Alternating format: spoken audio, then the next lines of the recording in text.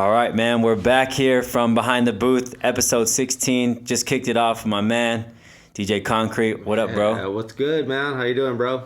I'm great, dude. Awesome mix. Thank you for doing that for me. I appreciate it. Oh, no problem, man. It's always fun, and especially when DJs and homies, like, always ask. It's like, yeah, let's cut it. Yeah, so how did everything feel? I knew that was your first time on the 72.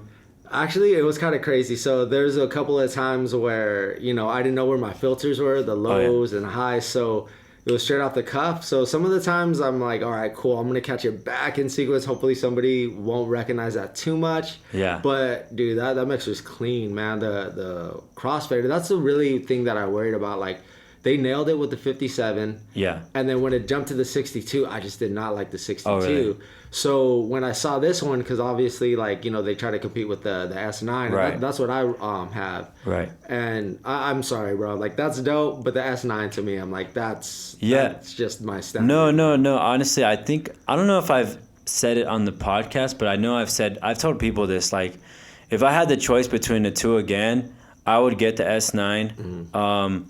Because of the price point and because for me, plain and simple, I like the fact that you can, especially since I'm like hospitable, I like the fact that you can adjust the curve on the outside. Dude, that's exactly what it is, man. Yeah. Like, I mean, just the crossfader, like feel, like the tension, like that, and the rubber bumpers. Well, because you can change the tension and on the 72, but you have to open it. Oh, see, like, and it's built like that to change, but yeah, it's stupid. Like, I don't understand why they didn't do that. I mean, and especially since Pioneer did that first, it's like, all right, cool, we're doing pretty much everything that you're doing, but we're not gonna like that. That's kind of weird. That was like, yeah, I mean, if there were some traits to copy, that was definitely one of them. Like that was a big one. And my big gripe is that they have that foot switch thing on the outside. It's like, dude, who the fuck uses that? Yeah, exactly, man. But no, like, I mean, honestly, dude, the mixer was like clean. It's a lot better than the 62. Like, I mean, even the buttons, man.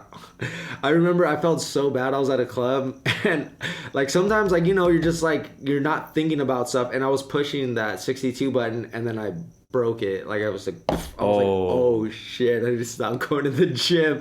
Like, I need to like watch out. And I'm just like, damn. And I remember like telling like the owner, and I was just like, fuck, I hope he doesn't like charge my ass. But he was like, no, I guess they've been having problems. So I was like, good. But I did not like those buttons like at all. So when you go back on like kind of like I think it's like the D-pad, like kind of like buttons where it just absorbs. Oh yeah, that's what's up. That's funny that you like confessed to it too. I think if I would have did that, I probably would have been like, it was broken before that. I mean, unless they like specifically asked me about it, I would just been like, well, that's kind of how it goes. Yeah, but no, like I or if it was the homies, like if I showed up, to the bar and like that's the homies gear, then I would be like, yo, bro, like I think I fucked that button. Yeah, I'm sorry. Exactly. But no, man, I really enjoyed spinning on it. Like I said, it was just the layout is different. Yeah. So just EQ problems, but nothing crazy.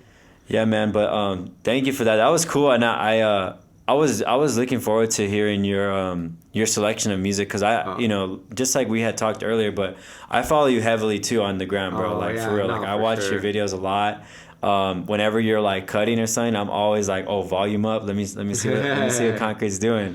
Yeah. And I listened to your mix that you put out. I don't remember, it was like a summer mix or something like that. Yeah, like summer. Yeah. I remember. I heard a couple of those tracks that you played today. Yeah, for sure. From there. But yeah, some good stuff in there. Where do you like primarily like dig? Honestly, man, okay, so every time I get asked to do a mix or whatever, unless like it's like this is the format and this is what we're doing, I do two things. Number one, I want to do something different. Like I never like to me, I'm like, why would I want to hear a mix that I can hear on the radio that everybody always plays the same songs? And like, I mean, I get it. Everybody likes and enjoys these songs, but to me, and especially like as an artist, like going beyond just spinning records, like being selective on what you like and what you want to represent you, I really feel like these songs are like a breath of fresh air. So that's number one. I always go to like, what can I flip to make myself stand apart? And then like digging the songs, like it's kind of crazy. Like I'll really go into this like rabbit hole of SoundCloud. So I'll start off like with one song, And then 3 hours later, I don't even know where I ended up, like on some Brazilian ballet like flip, and that I'm like, yo, this is insane. This is just like, I never would have thought that this song would be matched up with like, Pretty Boy Swag with like, Gypsy Woman with a ballet like flip under it. But yeah, like I mean, I just kind of mostly SoundCloud, and then the homies hooked me up with Headliner's music. So Okay.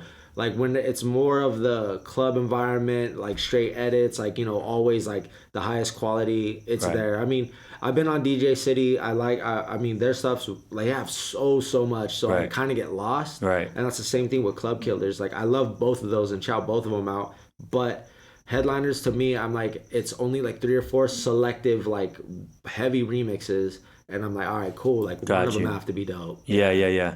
Okay, so man, I mean, it definitely shows as far as with the exclusive like edits that you have, like the stuff that is just you're not gonna find on the record pulls. I mean, I was at a time I was on like at my peak I was on 4. Yeah.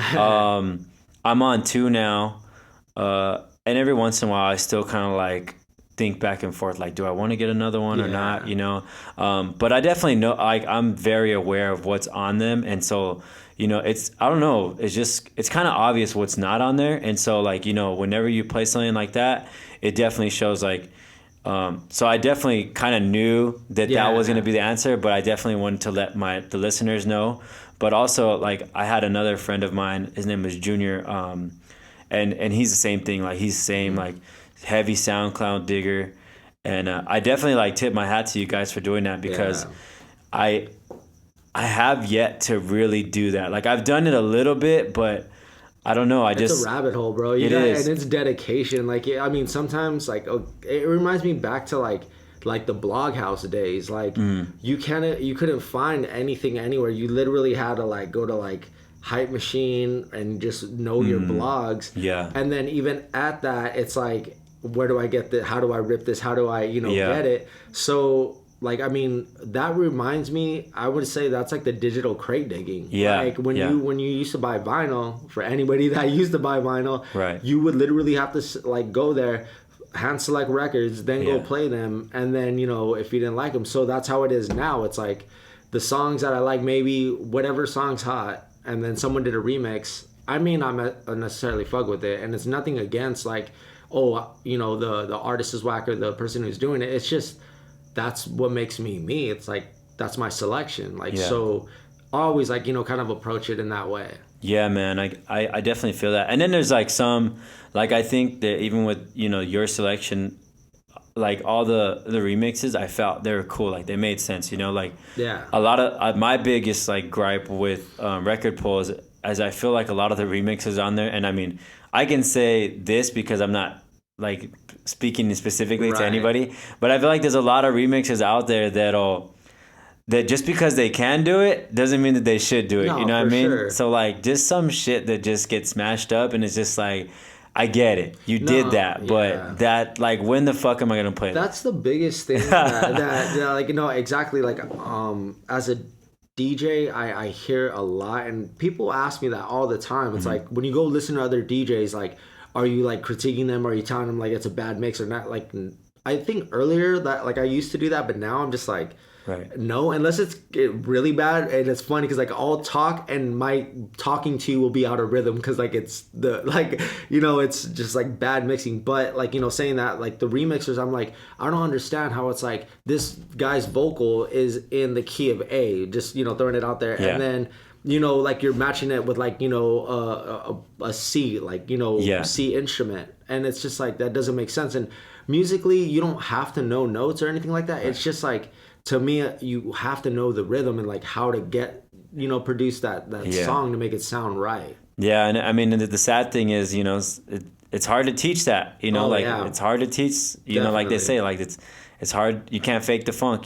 So it's that. I think that has a lot to do with it. Right. And I've even seen that like at scratch where some people just they have like no rhythm. Yeah. And I feel bad because luckily it hasn't been too often, but there's definitely been scenarios where they just have like zero, like even just dude, like just tapping to the tempo. Yeah. Even not in their head, like they can't do it. Yep. You know, and it's just like fuck, like yeah, it's really hard. And if you really want to do this, I really feel like, you know, you're kind of born with it. Like, I mean, I don't mean to say like, oh, you'll never get it, or right. you can't learn it. Right. But like the people who are born with like kind of that rhythm, you know, already have that, and it's not really hard. It's getting into like different rhythmatics, and I think that's a big key that a lot of DJs don't have. Like, I'm like, okay, if I'm at point A and I need to get to point C, I'm not just going to play a song because it's the same BPM and it's going to lead me there. It has to make sense always in my head. That's why I kind of went everywhere on that. Like, you know, started off on remix. Yeah. Then kind of went to a funk. Then kind of went to like, you know, Spanish and like reggaeton. And then complex. Like, so I want people to know it's like a roller coaster. Yeah. You're not going to hear the same tempo the whole time. Yeah. Or if it is, it's going to be different like rhythms. Yeah. And you definitely, you know, I commend you on the segues, because I think the segues is crucial to that whole, like, that's fine. You know, I think that taking someone on a journey is cool, but I think that when it's like, it's just fucking 90 degree turns every time, like, like that's when it's jarring to me. I'm just like, bro, like, come on, like, we're trying to create a vibe here, you know, and you're just hard turning everywhere we go, you know? I feel you, dude, because like, I mean, and not to knock anybody, because that's some of their game and their, I don't want to say gimmick, it's just part of their, what they bring as a DJ. I really feel that it's like when I feel those like, you know, 180s and 90s and quick like turns, it's usually the heavy mic users, like, because they'll literally just like be playing this track, boom, like, you know, single ladies, if you make your own money, blah blah blah, and then it'll just take you on a totally different route, and then like, you know, it's like, oh, okay, this isn't working, so let me stop it again. It's like, oh, if it's your birthday, like, you know, then we're gonna play like EDM, oh shit, that, and it's just like, dude, you know, if you're gonna get there, like, allow your crowd to, you know, develop a rhythm first, and then it's like, okay, they're really not vibing with it, then cut it, but not like every 2 or 3 songs just jump on. And I didn't know if I was gonna like bring this up, but I you know, and luckily, like we said, we get to keep it anonymous, but like, I remember one time I was gonna offend some people right now. I remember one time I was at Proof, and Hairface was there, and I don't remember the other DJ that was there too, but I just remember specifically the DJ that was playing, and Eric was on the floor too, right? And the DJ that was playing like every like chorus, and just not like he was mixing, but it was like chorus to chorus to chorus, and it's funny because I was just like, fuck, dude, like, I get like you're creating energy, but I was just like there's no like in between, you know. And I love to dance, bro. Yeah. I mean, you see me. Whenever I go, like, I'm always dancing, bro. Right? So it's so funny that I was looking at Eric. I was like, hey, bro, like, you know. And before I could even say anything, because I'm kind of near like the DJ area, this guy came out of nowhere. He's like, hey, dog, like, he's like, is that your boy up there? I was like, oh, well, you know, he's playing. I don't know him too well. And he's like, hey, bro, I mean, no disrespect, dog, but like, I mean, I get it. He's good and all. But he's like, but I'm trying to catch a vibe out here. Exactly. No, and exactly. And I was like, bro, I hear you. I hear you, dog. That's exactly. I know, like, you know, a few DJs that it's just quick cuts. It's just like bam, bam, bam. Like, I get, like, you want to hear the best part of the song, especially if it's an old throwback. You just want to hear that.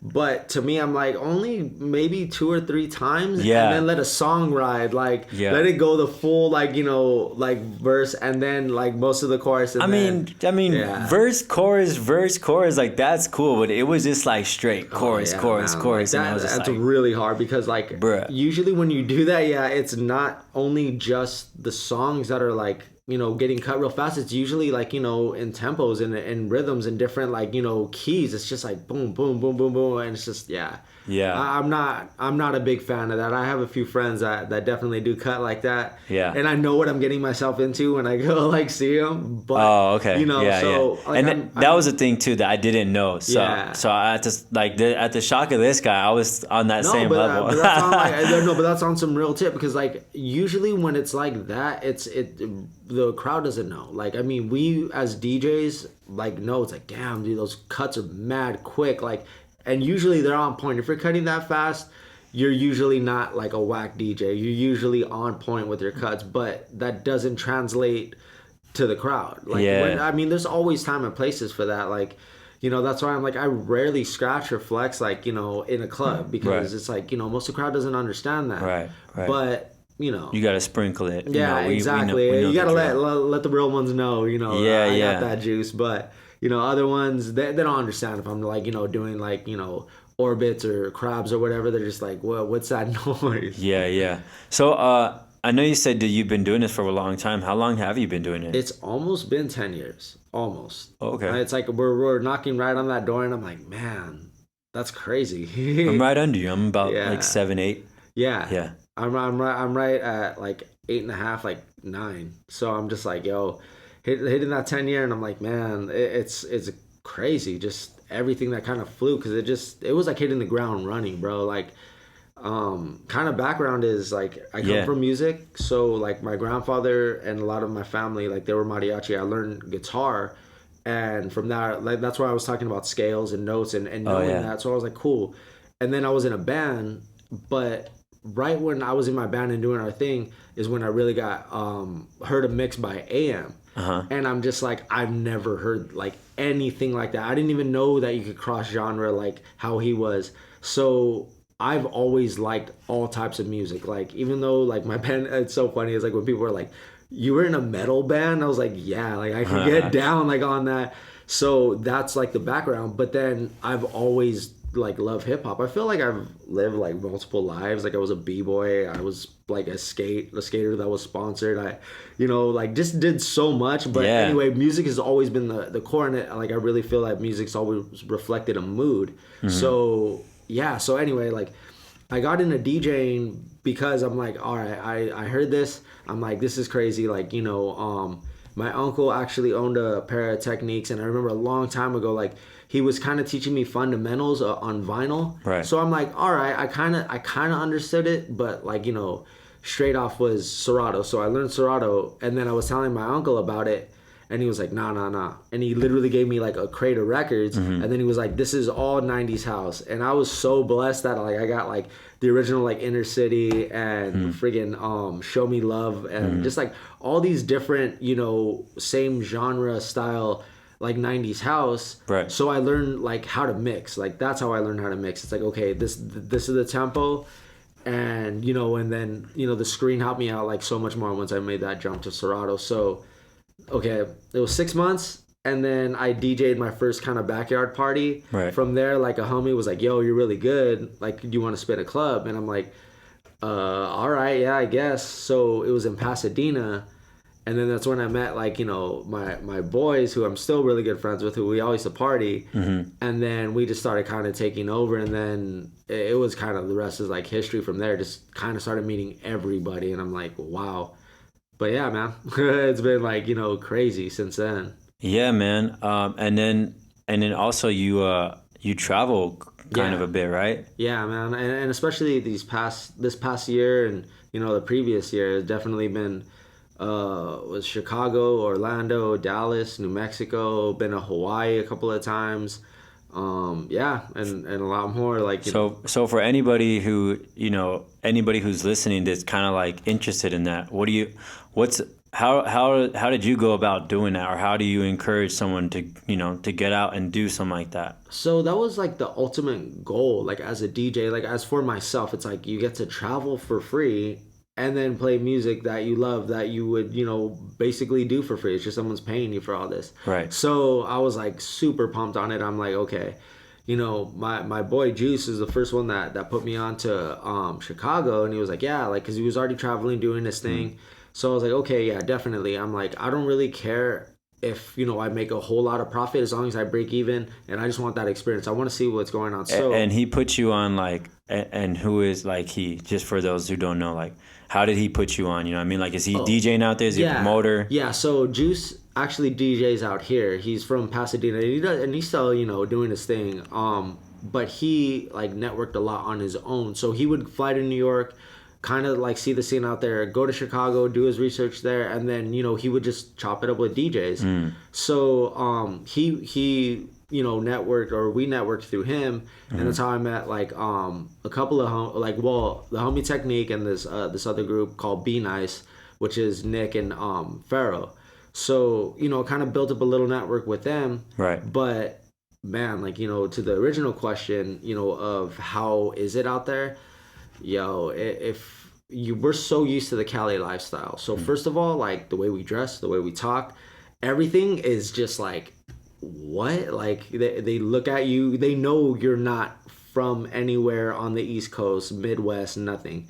So, there was that. And then the music selection, like, it was so crazy to me. I'm like, okay, if I'm losing the crowd over here, I know I throw on YG, I know I throw on, Ty Dolla Sign, even like, throwbacks of like Snoop and Dre or like, that.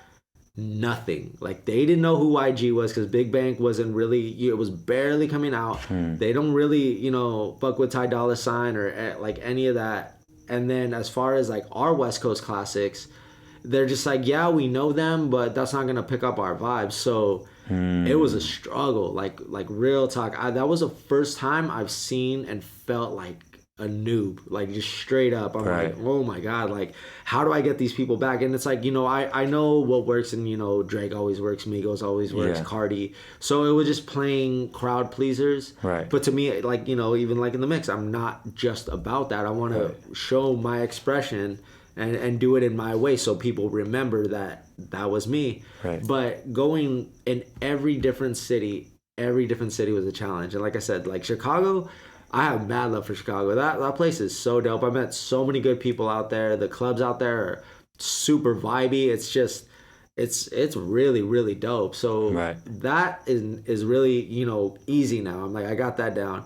Orlando was pretty easy because, like reggaeton's huge, really huge. Oh, I was going to ask you about that. Yeah. So like, their Latin, like, it was really, really easy for me to kind of like, integrate that. But what was funny is that like, I went on a random like Tuesday, and the promoter came up to me because the DJ, that's who I booked with. Like shout out Arsonist and Keeves, like those are homies. But the promoter came up to me and was like, yeah, you're from LA, like spin some West Coast shit. And like Arsonist was just like, we don't really know any of those songs. Like I was playing like or I'm like, do you know Ty Dolla Sign, like his like Wavy, do you know like Joe Moses, do you know like this, that, and they're like, nah, I have no idea who that is. So I'm like, all right, cool. So I'm gonna break something off because I remember I was playing Pure Water, so I played Joe Moses's Stop It, and it's kind of like the same keys, rhythm, same feel. And it just went off. Like I've never, like I didn't expect it for it to go like that. And that place that I spin is called Tier. It's a big spot. So I was like, yo, this blew up. So I kind of like started diving in.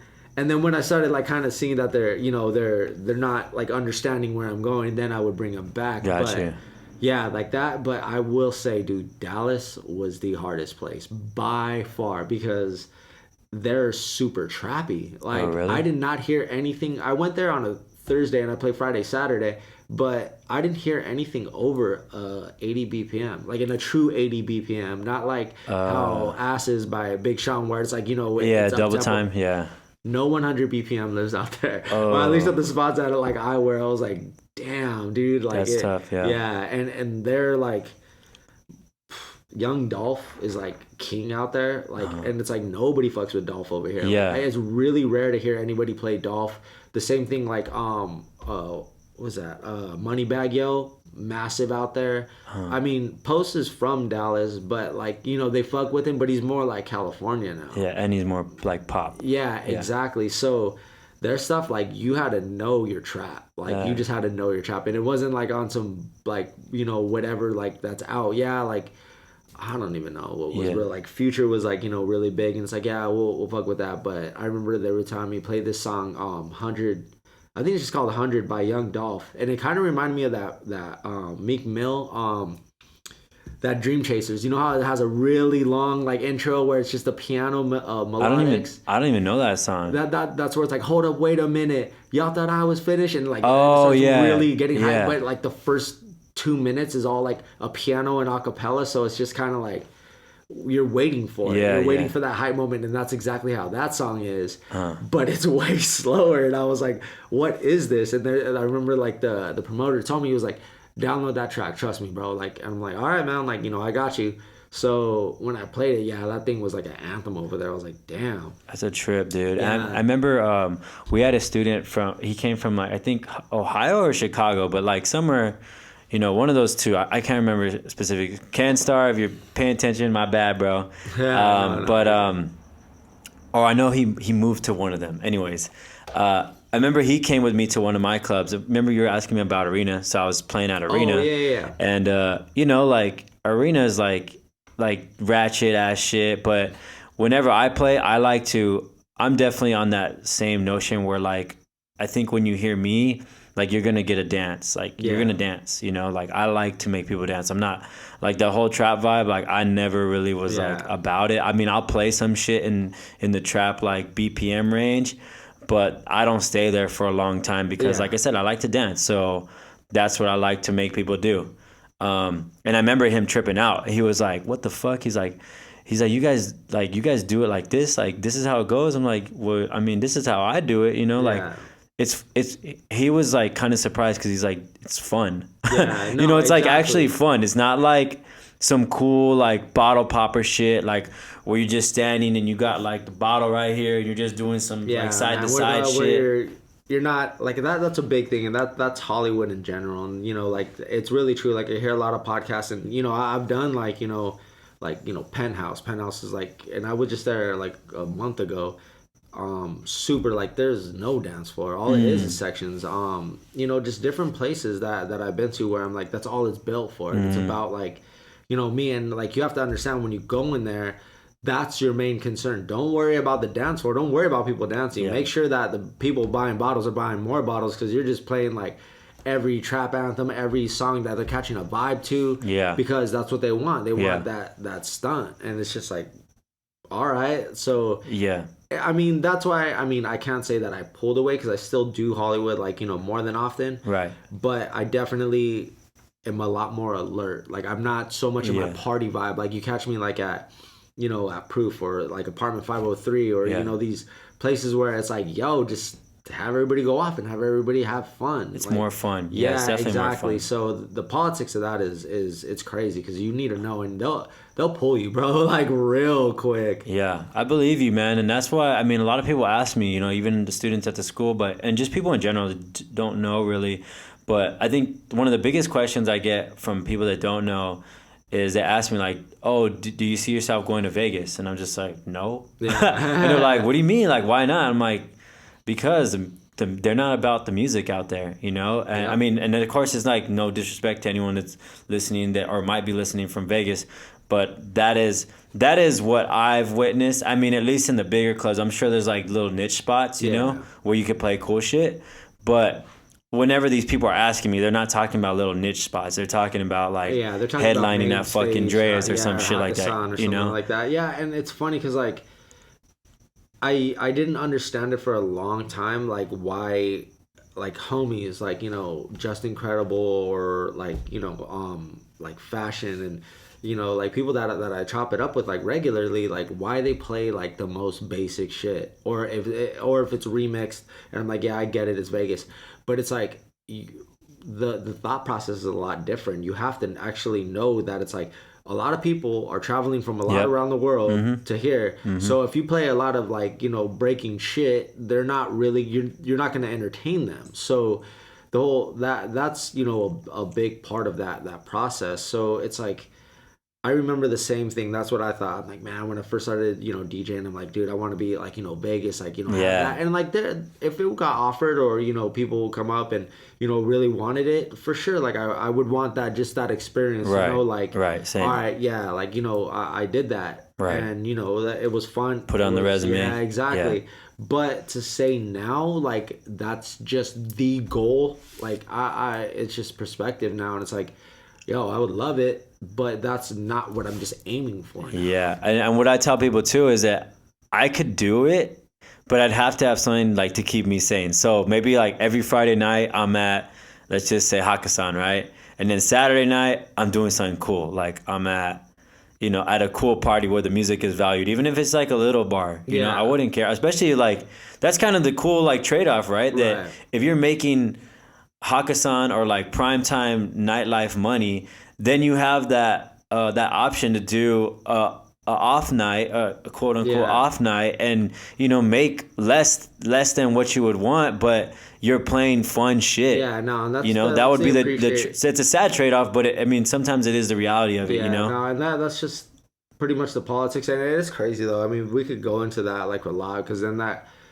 And see, that's why, I mean, a lot of people, I don't want to say like give me shit or anything like that, but they're like, why are you at Proof so much now? And like, on the record now, I basically do all the entertainment managing. So I book every DJ. I make sure like Monday, or no, just every day of the week, I know what's going on. I know what we're booking. I know what we're planning. Right. So I'm heavily involved in that. And that's because, the owner was just like, yo, you put the time in every time, like, you kill this crowd, like, right. The bar sales like are 20 to 30, 40% up, whatever, like you curate the music how it should be, and you don't play the same things over and over. Obviously, like, I know my crowd, so I know what's gonna work there, right. But I always push the envelope there. Like, I don't really care.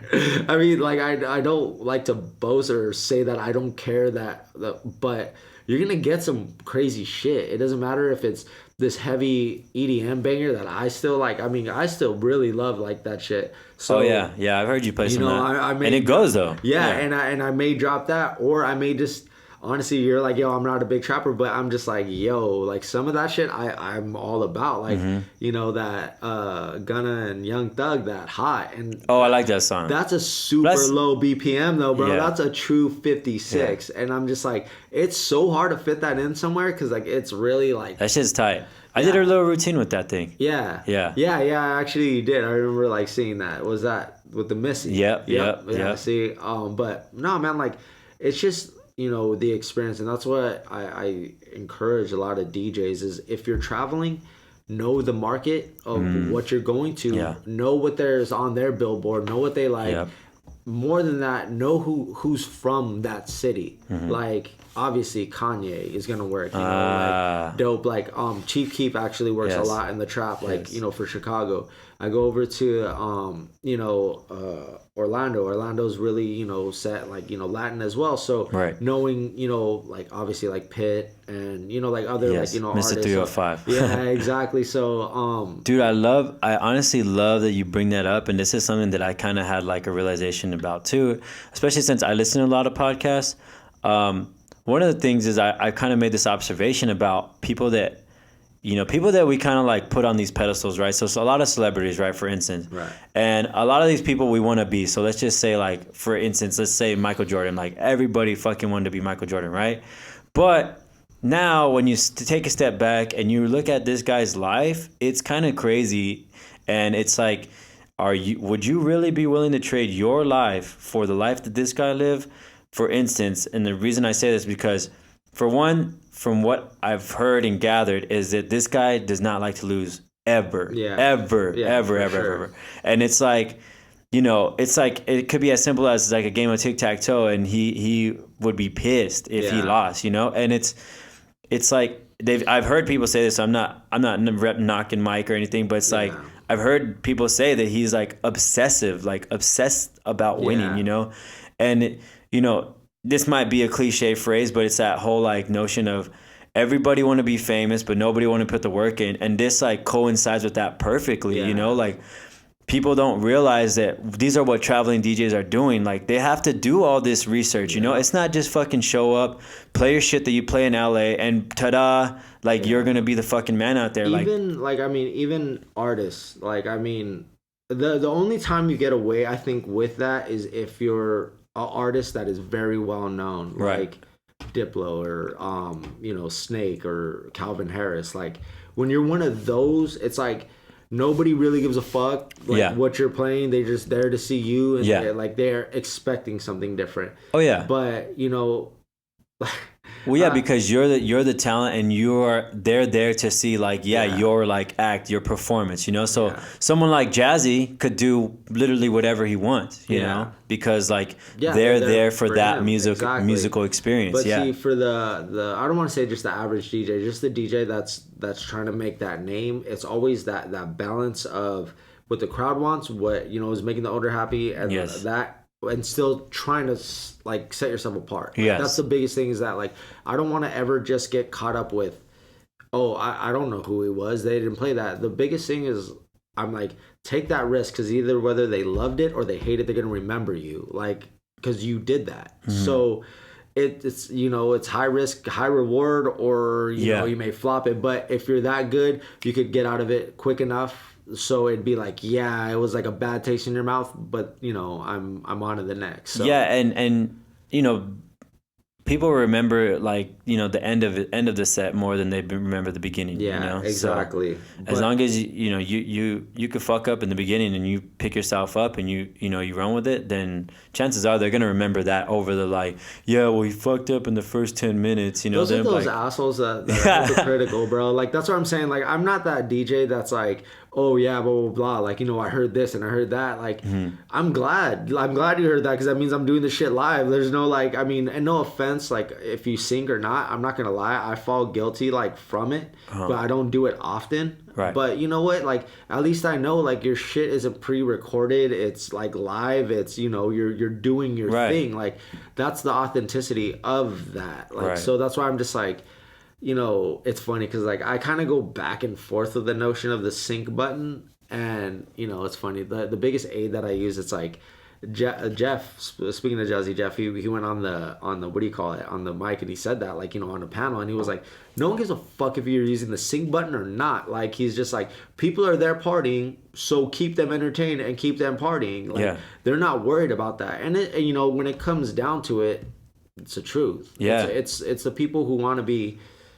I don't want to say I have a problem with purists, but like, when you are too much about that and don't want to change anything, it's like, how do you expect to evolve even as a human being? Like, we don't take the same medicines, we don't keep like doing that. It's like the process of it is to keep bettering yourself. And I'm not saying, because I mean, if you're constantly hitting that sync, you're going to use that as a crutch. And what happens if that doesn't happen anymore? Then you're not going to be prepared to go back. So that's the only thing with me. It's like, you know, use it, just if you're abusing it, it's gonna end up showing.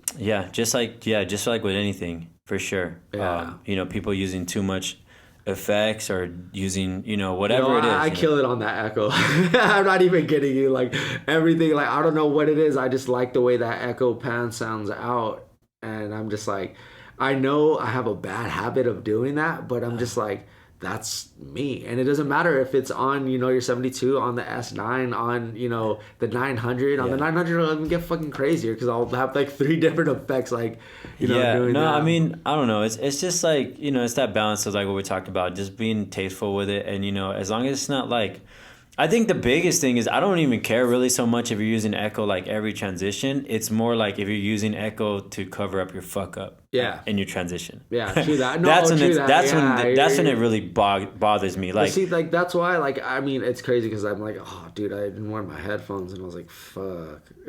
But I'm like, because I'm thinking, I'm like, man, people watching this are gonna, like, you know, kind of prejudge, and then I'm just like, dude, just turn that shit out.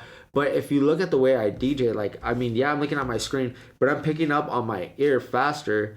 And slightly, like, that's why I love turntables, and I'm pretty much, as soon as FaZe gets all of their shit, like, together, because I'm like, I tried it, and I'm like, I'm really fast on my pitch. So I know there's a little bit of lag, but that little lag is enough for me to miss that window that I needed. So I'm like, I felt that too. So that's why I haven't fully made that jump yet. But I'm like, I got used to CDJs because, like, LA is the only places that uses turntables. Like, everywhere I went aside from LA, it's all CDJs. So I knew that it's like, you're fighting that change, what we were talking about, and you have to get used to it no matter what. But that, it's just not the same. For me to slow down a record, all I have to do is, like, you know, touch the wheel, and I'm like, cool. All right, now I got it back. With that, I have to, like, you know, turn it, and so, oh my God, a few times, like, I've just hit the actual part of the jog wheel and not the spindle part, and I'm just like, boom. I was like, oh, dude, I had that was a learning curve that I definitely had to jump on, because of, like I said, when I was at Arena, they had CDJs, and up until that point, I had not really played on CDJs, not often at least. I mean, there was some at Scratch, but I was just like, I mean, why are we gonna use those? Like, you know, when it wasn't. Tables are there. It really wasn't the scene, but you know, that's what was there. So I got real familiar real quick. I kind of figured it out, because at first I was like, fuck, I can't scratch on this. This shit's whack. And then I just figured out that, you know, especially since I was kind of spoiled when I started DJing. Like I started on a controller, and then from a controller I went to from a 57 to a 62 to a 72. Like I went in that order. I never had like a shitty mixer. Right. You know?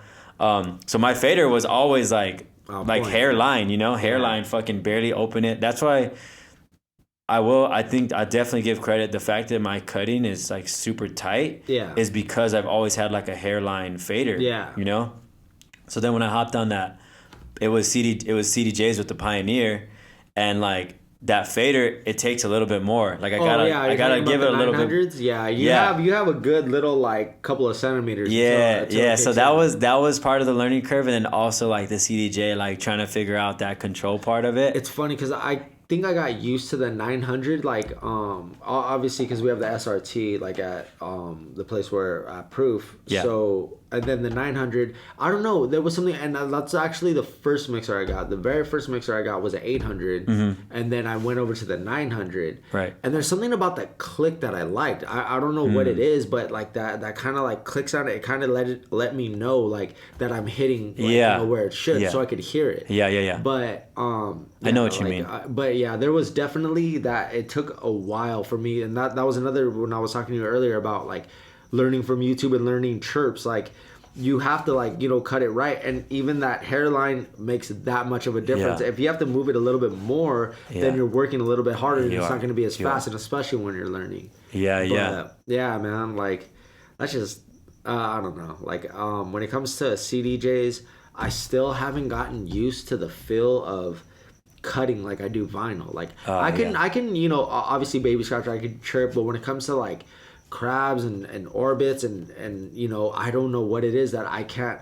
I think it's because I'm looking at the jog wheel, like the digital line like kind of move. Right. So like if you look, I don't know, maybe me and my eyes are jacked up, but it kind of looks like it almost bends, and I'm just like, it's fucking with me. So I'm just like and then when I listen to it, I'm like, it's just not there. But it's just an excuse because I saw like this one, and it's on YouTube. It's A-Track at, but he was with Duck Sauce, and he was at the end of like Coachella, right? And that dude was tearing it up, just shredding it, and I'm like, yeah, you're making fucking excuses because he's on a 900 and he's doing like, I think he was doing the it was a flare, it was a flare with just a stab or a stab. I don't remember. It was just a basic combo. Right. But how he was going was just boom, boom, boom, boom, and then he would slow it and slow it down and slow it down and slow it down and then pick it up and pick it up, and then it's just like, yeah bro, you're making excuses. Dude. Well, you know, A-Track is definitely a different creature, but it's just speaking on the handle of the CDJ. Yeah, it just takes practice, bro.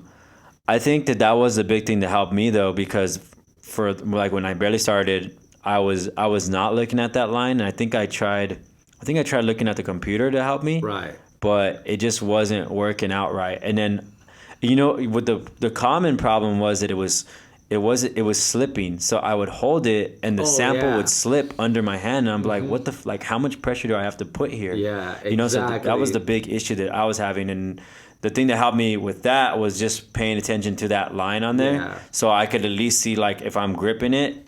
You know? Yeah, like I mean, on vinyl, you could lift like, you know, say like your middle finger up, and then you'll still have your pinky and your ring. But if you lift that middle finger up on the CDJ, it picks that up immediately, and it'll like let it slip. Right. And that's exactly where it comes from. It's like you need to have that grip and not let it go. Like unless you're letting and bringing it back. But even at that, it's like I said, it just takes like a long while. But I mean, they're just a lot more reliable, and I get it because it's just like. The bass, especially in every club, the highs, like you don't have to worry about, you know, with the little afro that gets underneath your needle, and you know, there's so many things that you just don't have to worry about. For sure. But you know, less variables, Yeah, so I'm like, that's why I understand why a lot of clubs it's industry standard.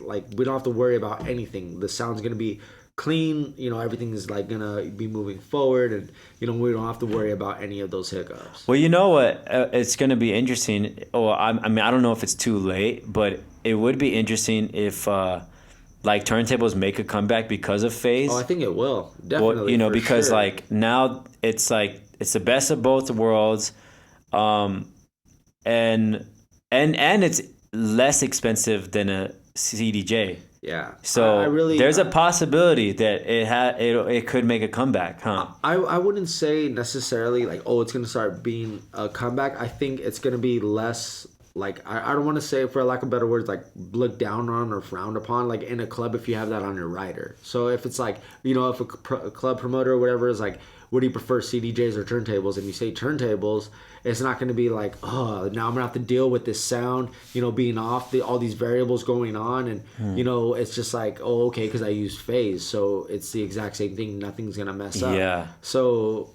hopefully it kind of does. That would be nice. Always prefer that. That'd be nice. I always prefer a turntable over a CDJ.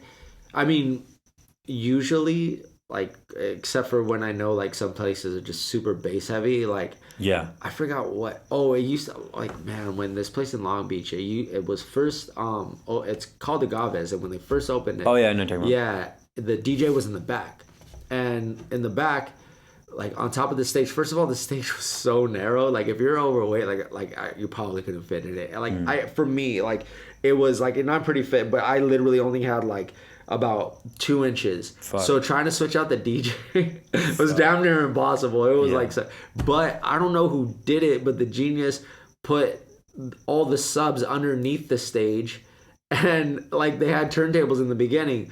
So like I always had an internal like my right side, because I had to just double, like no matter what, that like depending on what song I was playing, like dude, it was just so vibrating the whole shit. Yeah. So back to that like subject, hopefully it does, like, you know, the phase gets everything down and clean, and you know, it's ready to just go pretty much anywhere. Yeah, that's a good point that you brought that up, because I was using it on Saturday, or no, Friday, and I haven't fucked with them too much, and it definitely, that delay, I fucked with them kind of heavy twice. So one night it was at the Green Room Pomona with Digits, and then the second time was Friday with my boy DJ Lags, and like I felt that little delay. And I remember when I used it the first time, I didn't really feel that, but I definitely felt it on Friday, and it was delayed on the screen too.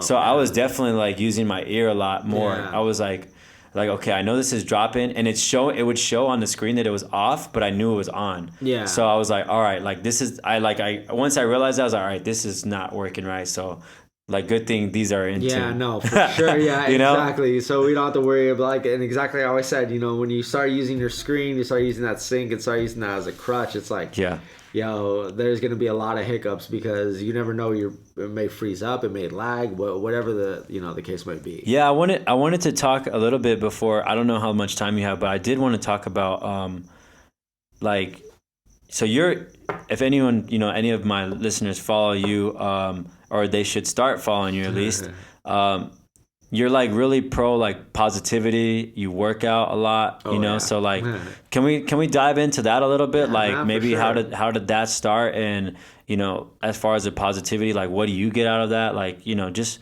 to give some insight on that, because I love it, but I would like to know a little bit more. You know. So first of all, if you don't follow me, it's Concrete, CONCR and the number 3 and then TE. So across, I mainly just use like Instagram. So that's the primary of it. But anyway, so the whole positivity kind of like came because I'm really hard on myself. Like really, I get in my head a lot of, like, honestly, I probably have made at least like 8 or 9, no, probably a lot more than that, videos that I just won't put out, because I'm like, I'm critiquing it so microscopically that I'm just like, that wasn't on point. That's not this. That's not that. Right. And I'm a person that really, like, I get all these ideas like randomly, just like throughout the day. Right. And then when I start doing it, like, I'll get it and I'll nail it. And then all of a sudden I'm like, nah, it was kind of off. I could do better. I could do better. And I have a bad habit of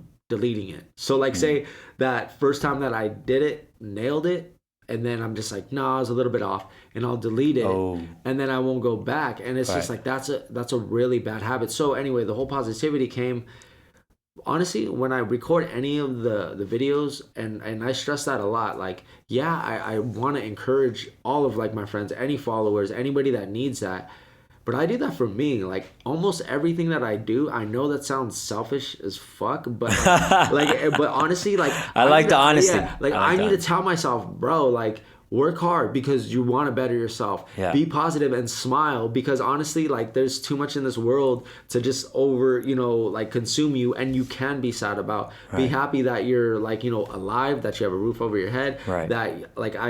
That biggest thing is that for the like majority of my life, like, DJing is the provider, like, of everything, and I'm like, like, how are you gonna be sad about doing this, and it's done so much for you? Right. So in the whole positivity thing, like, I really encourage, like, a lot of us are so caught up in social. We're so caught up in comparing ourselves and trying to be this greatest and trying to do this and trying to get, like, we work on our body for whatever, and it's usually for vanity or as comparison. And it's so self-defeating that I'm just like, I don't understand it. Like, a lot of these people, it's great to, like, for females, you get your boobs done, you get an ass, you get, like, Botox, whatever. But at the end of it, it's not going to change your mindset, because you're looking for something else to start doing. And, it's like, if you get that, that's great. But that self-love needs to happen first. And that's the same thing with, like, guys, like, we all want to flex out. We all, like, whether it is, like, at the gym and looking good, or, with cars and money and all that. Right. But honestly, to me, I'm just like, I work at my ass off because I'm a weirdo and I like to really challenge myself and push my body. Like I was briefly saying earlier, like, I used to b-boy and I used to break, and I, was really good at it. And then, my crew kind of fell apart and it was hard being solo, so I just kind of stopped. Right. But that whole endurance training behind it, I loved it, and it was pushing my body so much. And, it was fun, though. I'm not looking at it as lifting. So that's why I'm like, if you see my videos, they're not really, like, just me curling. Yeah, I may every once in a while. Yeah. But you do all kinds of shit. Yeah, but it's really a body, like, challenge. And that's what, like, I encourage others. I don't do that to, like, flex and just tell people, like, oh, look how strong I am. I'm like, yo, like, get that right form. Get that. You can do that. Like, you build up to it. So that's where the whole, like, kind of positivity is just like, dude, I see so much self-defeat and so much things going on, that just consumes us, and I'm just like, we carry it, and it's really pretty much bad and intoxicated, or like just toxic, not intoxicated, it's just toxic. Right. And if you can't look at yourself and just be like, yo, I'm happy with what I have, it can be better, and let me work on it being better, but for what I have right now, yo, this is dope. So, like, that's everything that I try to put out, and, like, in this world. And, like, it's funny, like, I'll just have random homies that call me and then just tell me the same thing. They're like, like, yo, what's good? And then, I'll tell it, like, in detail. Like, I pay attention to what's going on with, oh, no, you're good. No, I fucked this thing up, but you're good still. But my headphones. Yeah. So, like, I mean, I encourage, like, all of my friends, like, in whatever they're doing, and I pay attention. I genuinely pay attention to, like, everybody. It may not be, like, every single day, but I'm in tune with, like, a lot of people that, and especially the ones that reach out. But even if you're not, like, I'll see you make moves, and I'm like, yo, that was dope that you did that. Exactly like how you're talking about. You're like, oh, I did that Gunna, and I'm like, yeah. I'm like, you just flipped it with that Missy. Yeah. And, like, I think that's a big thing that we need to, as a society, is is, like, go, and if the person rejects it, then whatever, you try. But to be that person and to say, like, yo, like, that shit was dope. Or what's hard as me as a person, to critique somebody, because I know exactly what I'm saying, how difficult it may sound. I'm like, if I want you to excel, I'm gonna definitely call you out and be like, yo, like, that was kind of sloppy, like, yo, like, redo that, or whatever. I won't do it in a bad way. I'll be precise and I'll tell you, like, where it is. Yeah, exactly. But I'm like, yo, you got it. Like, just go back and, nail it. Yeah.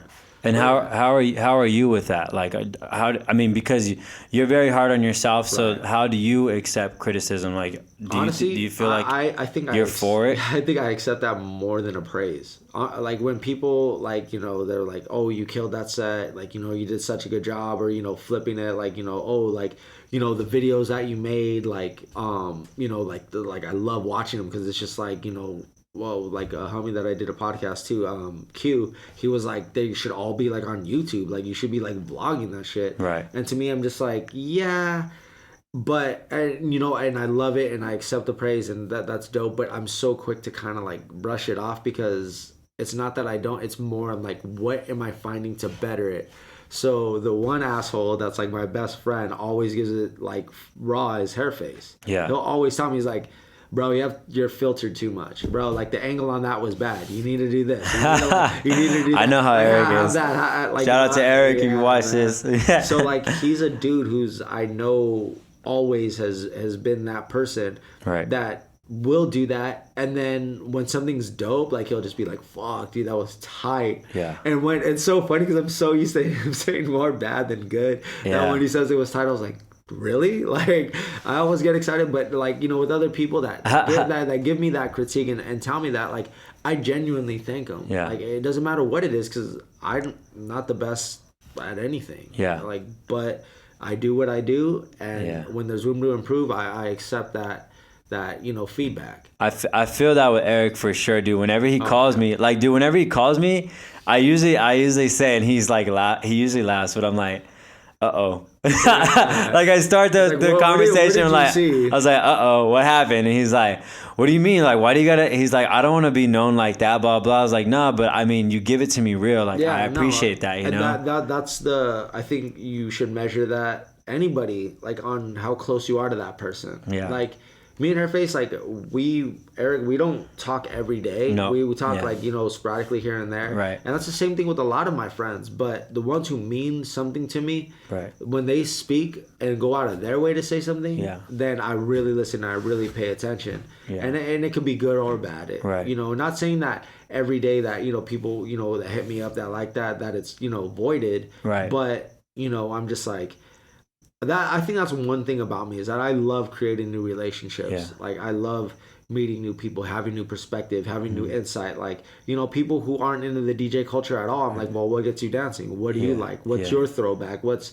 this and what's that? Because I like to pick people's brains and know that, okay, this is what their vibe is. This is what, you know, they like. Right. But more than often, you know, it's so funny. It's like when people like, you know, come see me at Proof, they're like, it's fucking crazy and ratchet, and then you're going off, and then you'll just drop this heavy house, and I'm like, what the fuck are you playing? And it's funny because I'm just like, that's what's gonna come with it, because I'm like, I know those selective, you know, people that are in the crowd, because they're always in there are going ham. Like I've seen, oh my gosh, I got so scared because somebody was crowd surfing, like, and they picked up a dude.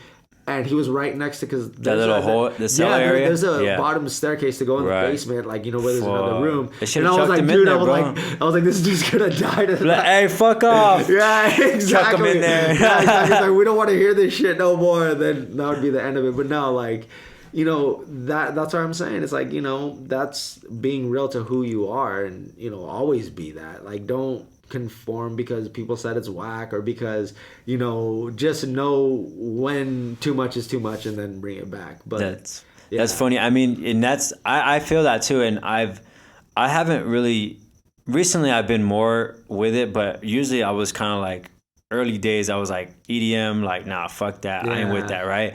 But I can definitely appreciate the energy that comes with it. So I can't, you know, now especially, I can't knock it, you know, to this day. Like, I think there's a lot of genres that I'm definitely being way more open to because of the energy that comes with it. It's like, yo, if that energy is gonna come with it, like, fuck it. Like, I could put on this song, or I could put on I don't know, fucking Old Town Road, because, you know, I know the little, like, for a lot of times when I play it, it's like at elementary schools, and the kids just go off. You know, so I'm not gonna be an asshole, and I genuinely don't like the song, but I'm not gonna not play it when I know these kids are gonna have a fucking blast. You know, so I'm just like, exactly, and that's what I mean. You know, that's the main job, is to keep people entertained, to keep people happy, to keep people, like, you know, it's dancing for sure, but it's just like I to piggyback off of that, like, that's why, I mean, when people are like, oh, I just want a closing set, and for me, sometimes, like, I've seen, like, opening sets, and I'm like, yo, I don't mind doing a mid or kind of opening, and people are like, why the fuck are you doing that? Like,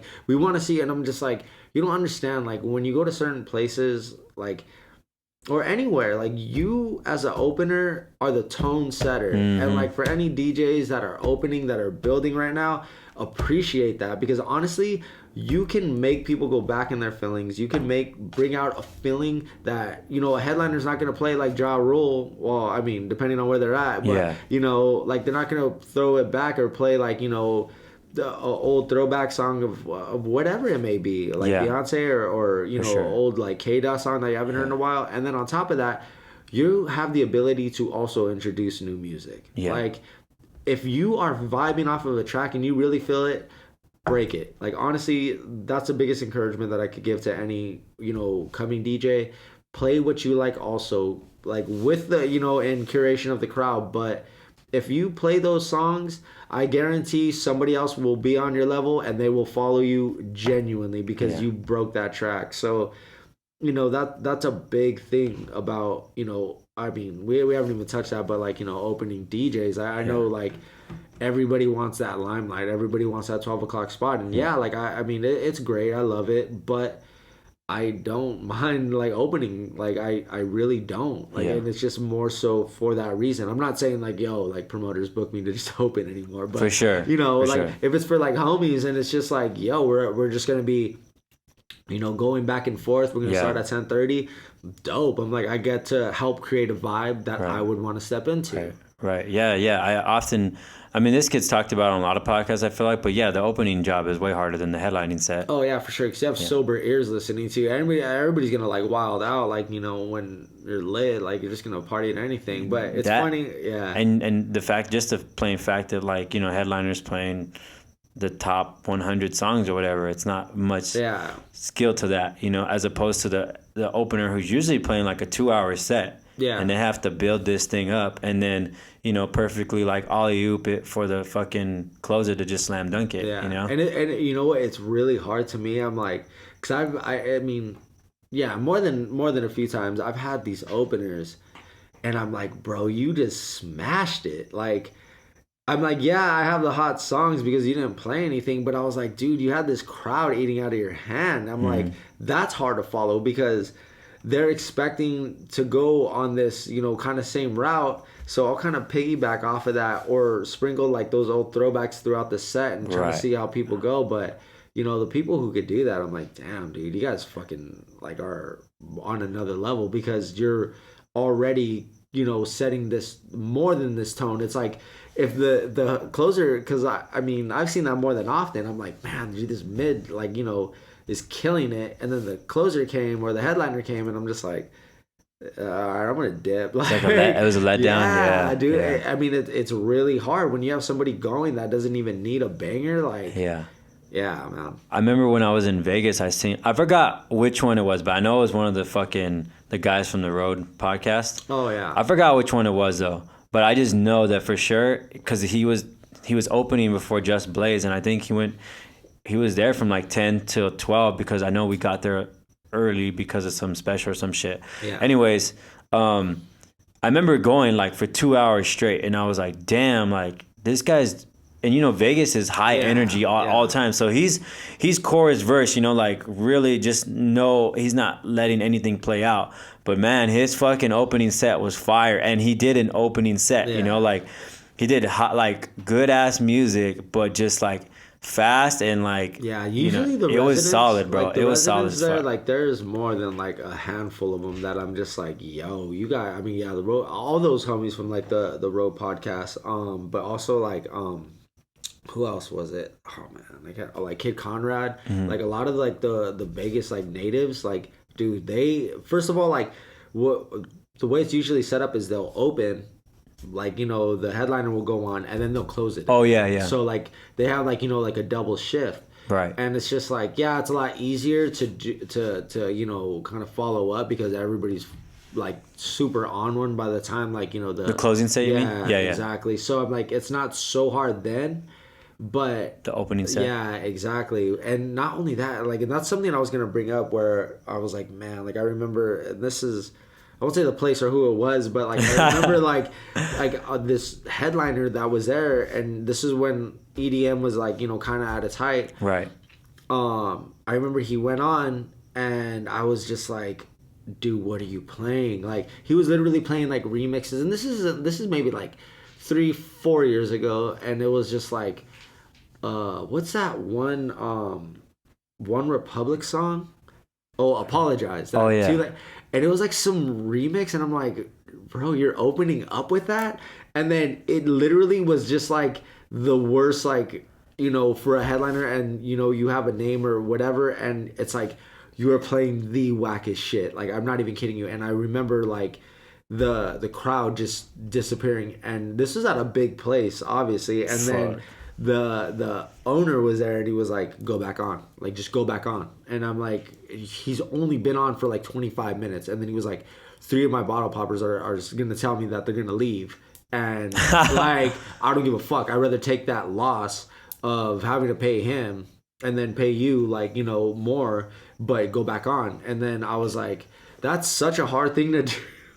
like kicking a main headliner off because you look like the asshole. But I told him, I was like, bro, like, where was this? You can't say. I mean, I prefer not to say. Okay. Because I don't want to, like, you know, kind of like. Well, what about area? It was like LA, Vegas. It was. Oh, it was. We'll say it's LA area. Okay. Yeah, so for sure it was definitely in that. But I remember I told the owner, I was like, well, I'll walk right there. I'll be setting up my stuff, but I was like, you gotta let him know. I was like, I don't give a fuck. All right. Like he literally was just handed his manager the check.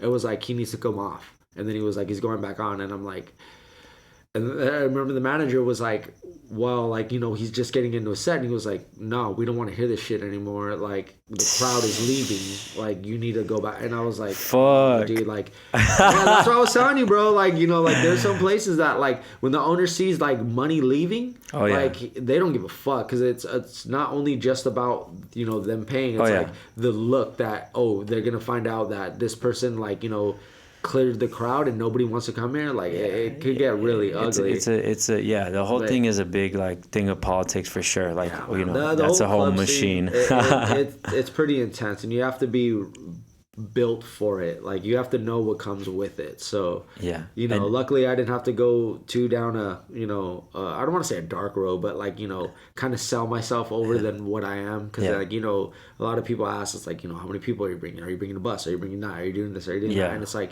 you know, if that's part of your gig, like, yo, that's dope. Like, but I've never try to just be that person, because I'm like, then you're just worried about me being a promoter. Like, bro. And usually I'm like, I hear you, dog. I hear you. That's why, I mean, that's the biggest reason why I don't like you. I'm pretty sure like you could vouch, bro. Like I'm good, you know. But I don't try to do a lot of those spots because of all that politics shit. Like I'm over that, you know. I'll do spots, like, you know, don't get me wrong, I'll do some spots, but I'm not a fan of that. So, I mean, really, I dropped the ball, and my listeners will know what I'm talking about. But at the beginning of the year, I had talked about starting my own day party this summer, and I dropped the ball. I didn't kick it off. But yeah, that's kind of really the route that I'm going. You know, I want to do my own thing, just because like thing is, all man, that is it's hard, and it really does take dedication and time, and you have to be consistent about it. Right. But like saying, you know, back to that whole thing, like it's not that I can't do that, because I do have my homies that I hit up and like, yo, I'm here, and they're like, oh, you're at that spot, all right, cool, we're gonna roll through, like, let me know how much the prices are, blah blah blah, and I'm like, cool.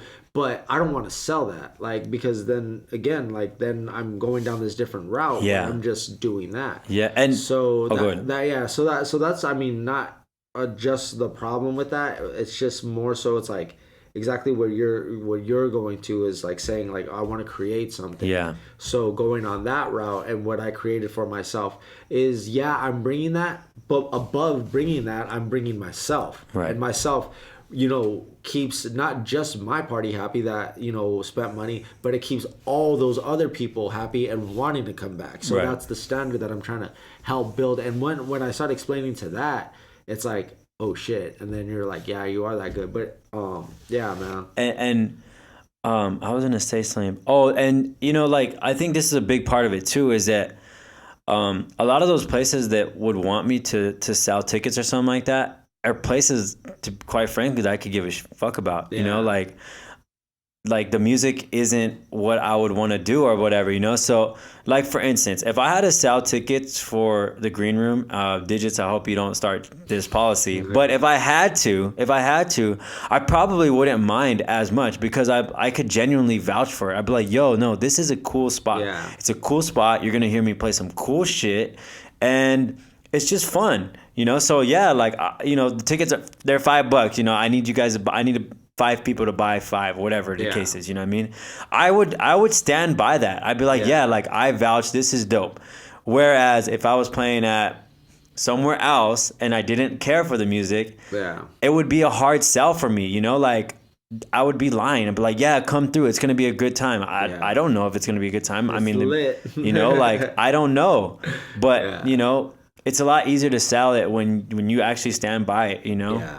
And I mean that goes by like with a lot of like things that go on, and it's funny because like when I spend like the set that I did, a lot of people are like who don't really know me, they're like, oh shit, like wow, like, I didn't know, because they're so used to like Concrete as a brand in the club. Yep. So they're so used to hearing like how, I mean, it's the same kind of like, I mean, I never change how I mix as far as like in rhythms and tempos and complements to music, but I'm gonna be spinning that shit. Yeah. I know like people won't understand it. People or it'll be like one or two. It won't be a whole set. Yeah, exactly. It would just kind of be in there where I could fit it. Right. But yeah, it wouldn't be anything like how that is. So, and it's funny, like back to what you were saying about EDM, how you didn't fuck with it. Yeah. What I was super anti was reggaeton and Latin. Bro, like you could not get me to play any like Daddy Sean Yankee. Paul or Daddy Yankee, nothing. Like I did not fuck with that at all. I'm like, I never liked that. But this kind of newer wave with Bad Bunny and Asuna and like, all those heads, like, man, I was like, the rhythmatic super changed. And I'm like, I vibe with that because it reminded so much of complimenting like Moombahton. It had a very deep, that's why I fuck with it too. A deeper like groove. It has a lot more rhythmatic to it, and that's why I'm like, damn. And it's so funny because I'm like 4th gen like Mexican, so it's like a little bit of Spanish. We're in the same boat. Very little. So like when when I'm saying that shit, I'm just like, I'm singing these lyrics that I have no fucking idea. Hey, bro, I'm right there with your ass. Yeah. Right so there. like, no, honestly, dude, like it's so funny because I'll get on the mic and I'll say like poquito español, like but like watch, like mira, like fuck with me, and then like people who know me are genuinely fucking laughing because they're just like, you don't know like shit, Concrete. Like you don't know anything that you're talking about, like, or anything. And the crowd's like fucking loving it. And when they talk to me, like, it's so funny because people will come up to me and just straight like boom, like blast me with Spanish. And I'm like, I said poquito español, and like they'll start laughing and they'll hear that like it's not a authentic like I can roll my R's, I can do that, but just carry a conversation, nah. Like I wish I can, but I feel you. I'm in the same boat, bro. And then before we conclude this thing, I did want to ask too is kind of back to the whole like positivity thing. What about like podcasts? Like, do you follow any podcasts? Yeah, you know what? Actually, aside from the, because I feel like you have a really good you have a really strong mentality. So I feel like my mentality has definitely grown very strong because of podcasts. So I'm kind of curious if you do that. Like now, whenever I meet somebody with I feel that like a strong mind, I'm like, so what do you listen to? Like, what kind of podcasts do you listen to? And they usually give me something, you know? But honestly, I'm not gonna lie to you. I don't follow too many podcasts aside from like the DJ ones because I just want to know like what I loved hearing the whole like Mickey D's and Road podcast, like the beef that they were like shooting at each other, because I mean Michael Mickey's like a really good friend, and he's not at all one of those people who puffs up his chest and like comes at you like confrontational, exactly. And it's funny, but he's not one to get punked. And like, you know, when I was hearing him, like, I'm like, yeah, dude, like that's what's up. Cause you know, it was a whole East Coast, West Coast thing. And I'm just like, I don't get caught up in that bullshit, but I'm just like, man, but okay. So aside, I listen to, and like I said, a lot of it's, DJ shit. I love listening to Fourth Mill. I don't know if you've ever heard of that. No, I haven't heard that one. If like, shout out Deluxe, all the headliners, plugging you, like, yo, those are only 15 minutes, but those 15 minutes gives you so much insight. And really? I'm talking about of big DJs that are talking about branding, talking about like, you know, food, talking about music, talking about how they edit, talking like, you know, everything from, you know, what's his name? Travis Scott's road DJ doesn't use headphones at all. Right. So like he was talking about like how his computer like crashed or froze, so all he had were sticks, and he's just like, it's like, how do you mix with like sticks without using like headphones? USBs? Because you don't have it, because you don't have like trigger, or you don't have cue points, so it's like, he's slamming. So, you know, talking about like, you know, a whole bunch of things. So if you DJs, tune into Fourth Mill. Fourth Mill will definitely broaden your whole and enlighten so much, because it's like, Meal, MEAL. Yeah. Okay. So it's, Fourth Mill. Fourth Okay. Mill. So yeah, there's that one. Listen to like road podcasts. I listen to the Mickey War one, Mickey D's, and then it really is just all DJ points, huh? Yeah, but honestly, what I really tune into is the creative minds of other people. So I heavy YouTube like vloggers. Like I really like Peter McKinnon. I love how because he's a cinematographer and really is a photographer, and the way he thinks of things and the way he gets his angles and the way he kind of like looks at things in a different perspectives and gets in depth with like saying, it just broadens how I should shoot. But more than that, it's like it makes me apply it to what I do. Like, how can I flip this? How can I complement this? How can I give you a different angle on hearing this song? Like when I played like Pump Up the Jam, I like that. It was a very Moon Baton vibe. Yeah. But then in my head, I'm like, that Miente, like, yo, it just complemented so well. So that's why I played that track. Yeah. And it did. I wasn't gonna drop it at all, and then, you know, just rewind it back and then let the song fully ride. But things like that. And then also, it's funny, like I think more than anything is I'll listen to two people. Oh my gosh, I can't even like think of his name. Well, first, like, Gary V. All right. Gary V. Right. That dude, like, he probably is the most like fist to the mouth person that like I've listened to ever. He'll give it to you like so raw that it's just like, it's like, fuck your parents. Like, and it's just like, ow, like, why are you going to tell me that? And he's like, are you doing what you like? No. Are you doing what they like? Yes. Then why? Like, and stuff like that. Where it's just like, dude, it gives you such a complete mind fuck of like what you were brought up in. And it's like no disrespect to your parents, but you're not living their life. And to get in kind of in depth, just really quick, like it took a long time for my family to accept that I DJ as my main career. Right. And I believe it. And they're just like, but how do you afford this? How do you do this? How do you do that? Like, are you being supported by this? Are you doing like, you know, getting money from it? Like, they didn't understand it because they're so traditional and go to school, be a teacher, be, you know, a doctor, do this, do that, work at a bank, whatever it is. And all of them excelled so much because like my family's work ethic is really like strong rooted in work hard and watch the payoff. Right. But they didn't understand where it's like, they didn't get it for so long until lately. They're just like, something just snapped. And I remember they like a few of them follow me. And they were just like watching your positivity videos, seeing like how you do this, doing that. They brought in their eyes. Yeah. So like I said, back to Gary V, like that dude literally is like, trust your dope. Be confident in who you are. Yeah. It's gonna hurt. It's gonna take a process. But if you're true to it and you really believe in it, it'll excel. Right. Living testament. And the other one is, you're talking about Michael Jordan, dude. Kobe Bryant.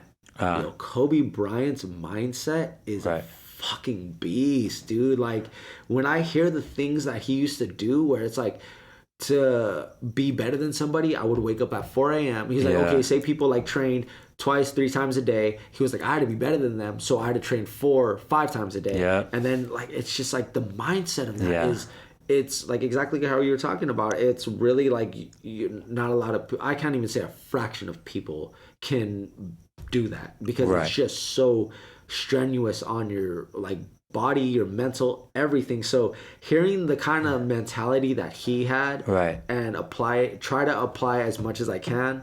And then, like I said, like Gary V, like Peter McKenna, I just like, I'm a random dude. I'm not even going to lie. Like, that's how I was talking about, like SoundCloud, I'll fall in this rabbit hole. On YouTube, the same thing. I just started looking up for inspiration, things that I can apply to myself, which helps my positivity, which in turns, like, you know, manifest to anybody. That's the ultimate goal, I think, as a human being for myself, is like, have somebody just meet me once and just know, like, it's genuine. Like, he's just that dude. Like, he's going to smile, he's going to laugh, and he's also going to talk shit and be kind of an asshole. But it's all in one, and it's all out of good fun. I will never, you know, badmouth anybody for, you know, a handicap that they may have, that make fun of someone, how they look, you know, like whatever. Depending on how close I am with you, I'll fuck around with you and be a guy. But I'll never say anything malicious to a point where it's like, with intent. It's defeating. Like and that could go like a long way. Like, and I really feel it's like it's a double-edged sword in society. You don't want to overstep that line and offend somebody, but I really feel people like have such thin skin now, where it's like everything's fucking offensive. Like, I mean, I was talking, you know, one of my friends, and they're like, "Oh, I don't ride horses because it's like, you know, animal cruelty, or I don't do this and I don't do that," and I'm just like, I'm sorry, that's a bit fucking much. Like, we've been doing this shit for forever, and I'm not, as long as you're not like, you know, pounding it and whipping it and abusing, you know, it's like, come on. There are some things where it's just like, you know, don't make fun of that person because of that. And I'm like, look, I'm not making fun of them. It's a situation that they put themselves in, and of course I'm gonna like talk some shit on it, but like I said, it's never out of a malicious way. It's just like out of the intention of where you're coming from. If you're trying to tear somebody down as a DJ, be like, dude, your shit was fucking whack, like, and have no, you know, constructive thing to say to help better that person, then you're just being an asshole. But if you're like, yo, you're scratching, it's kind of sloppy, and I'm going to tell you where and how to fix it, then that's something you want to hear. But man. I agree, bro. It's nice. It's really nice to sit down and talk with you, because I have kind of yet to do that. I mean, I've been over your house. I've seen you at Proof. But we've never had a long conversation, you know? So it's really nice to have this conversation and to, you know, understand, like, one of my favorite words is capacity, and, like, you know, the definition of capacity is the ability to contain something, right? And I appreciate that you have that capacity, like, to receive this message, you know, like, and vice versa, you know, like, it works both the ways. So I really appreciate that, and it's awesome. And I think that anybody who, like, follows me could easily follow you, because you're on that same wave, and a lot of people follow me because of the wave that I'm on. So it's an easy, like, oh, this guy's on the same fucking wave, I need more of that as well. You know? So I think that there will be a lot of people that, you know, kind of jump, that'd be dope, you know, and follow you as well, and hopefully they reach out. So to conclude this, what I do is, if any way, shape, or form that you could use some help, because I know that that's a thing that a lot of the listeners want to do. They want to help, you know, in any way possible. But, you know, sometimes they don't know how, and then sometimes, I mean, that's pretty much the grounds of it. It's just that they don't really know how. Like, and for you to say, like, what is best is easiest, you know what I mean? Rather than kind of like, well, maybe they need this or maybe they need this, but, like, you know exactly what you need. I mean, it could be as simple as something like, yo, if you like what you heard, like, give me a follow and reach out. Or I'm going to be at so-and-so next Saturday, come through, because I really need, you know, the promoter said I need 25 people. And so please, if you liked it, come through, whatever you need. All right. So if it's really hard for me to actually like ask for help, like, so I would say pretty much, I don't want to use the word help, but I would say if you want to come out and support in any way, shape, or form, or if you ever see me or you start following me, just reach out. Like, I mean, that's the only thing that I can really kind of like say is, like, I don't want to be like, oh yeah, like, I need this or I want like this out, but I just want to know that it's reflected, Right. like that the energy that I put out and the positivity that, like, you know, it's bounced back because you're Right. giving it right back, and that's just the way, you know, I really feel like it should be. So, you know, like, I mean, honestly, if anybody follows or whatever, it's like, just know that I don't do the shit for the gram, and I'm sorry, I'm not sorry. Like, I'm telling you, I do this shit for me. Like, Yeah. when it comes to like the whole positive vibe and training and doing that, like, I just do it for me. And it's like, you know, if I could help motivate, you or anybody else, Right. like I said, it's just a reflection. Then Right. you're gonna be like, yo, thank you, because blah blah blah blah blah. Yeah. And then I receive it right back. So that's where that reflection comes back. But I think that's mainly it. Like, you know, like, if you want to come out, dope. Like, reach out. Like, if you know, you liked what you heard, and if you didn't like what you heard, just, you know what, just chop it up with me. I think that's the biggest like help, is that, you know, that I know that I'm not speaking to a wall. That people like are genuinely, you know, pretty much, I don't want to say just like touch, but, you know, they're Engaged. influenced, Yeah. engaged somehow. But yeah, man. All right, cool, man. Well, lastly, throw out your social media or anything you want to promote. And then, yeah, that's it. Yeah, no, like I said, like, you know, mainly the Instagram is just Concrete. That's CONCR3TE. And then a YouTube channel is coming up really quick, so I'm trying to build that up and really trying to get on that. And then it's just, you know, like I said, like, I mean, yeah, I show DJing, but it's mainly lifestyle now. Like, I really feel like DJing's a big part of it, but I just don't want to be, I guess, just a DJ. I mean, nah, fuck that. Like, I just want to be me and who I am, and then help any way, shape, or form that, you know that I'm helping bettering society, you as an individual, or Right. whatever it may be. So yeah, that's mainly it, man. Tight, man. Well, once again, I appreciate you. And for those of you, well, hopefully, if everything goes right, this will be my first episode that I put on YouTube, actually. And I've been telling you guys that I've been meaning to do that. So, like I said, fingers crossed. Hopefully, everything got recorded and whatever. But from behind the booth, peace out, y'all. Yeah, man. Thank you for having me, bro.